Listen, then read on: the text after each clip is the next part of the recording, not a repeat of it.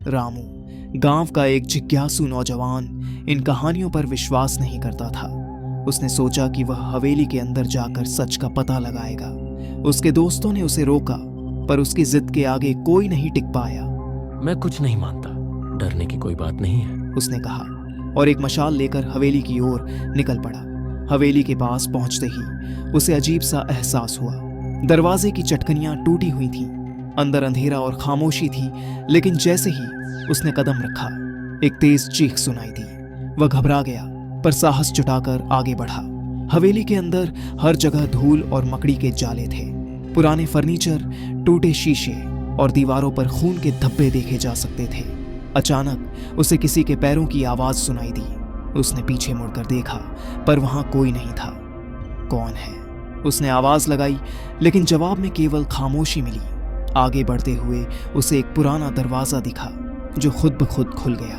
कमरे के अंदर एक पुरानी पेंटिंग थी।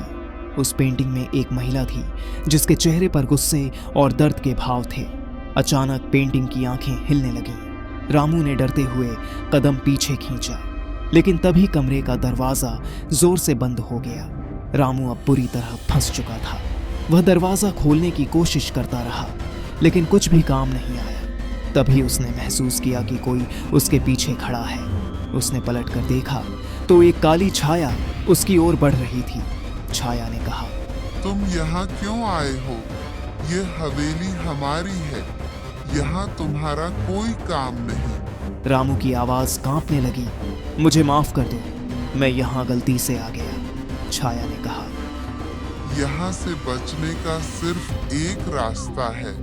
तुम्हें हमारी कहानी सुननी होगी और इसे गांव वालों तक पहुंचाना होगा। रामू ने डरते डरते हामी भर दी। छाया ने कहा, सालों पहले यह हवेली एक खुशहाल परिवार की थी, पर इस गांव के कुछ लोगों ने जलन और स्वार्थ में आकर हमें मार डाला। हमारा खून इन दीवारों में बसा हुआ है। हमारी आत्माएं आज भी यहाँ भटक रही हैं। कहानी सुनकर रामू की आंखों में आंसू आ गए। उसने कहा, मैं आपकी कहानी सबको बताऊंगा, कृपया मुझे जाने दो। छाया ने दरवाजा खोल दिया और रामू को बाहर जाने दिया।